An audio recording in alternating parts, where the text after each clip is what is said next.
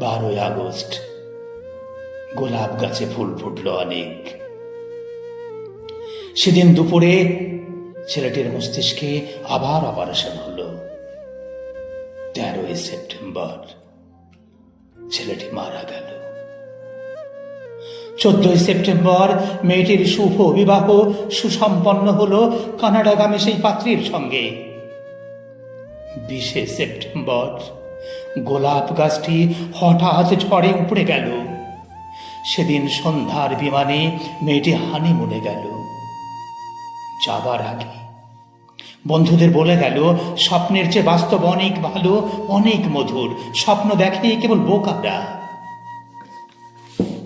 4 October ছেলেটির মা ঝরে পড়া গোলাপ গাছটিকে সযত্নে তুলে ফেলে দিলেন। শূন্য টবে কয়েকটা পোকা, কয়েকটা মাছি। আমরা কেউ জানি না ওগুলো পোকা, মাছি নাকি ছেলেটার স্বপ্ন। আমরা ঠিক জানি না, আমরা কেউ জানি না।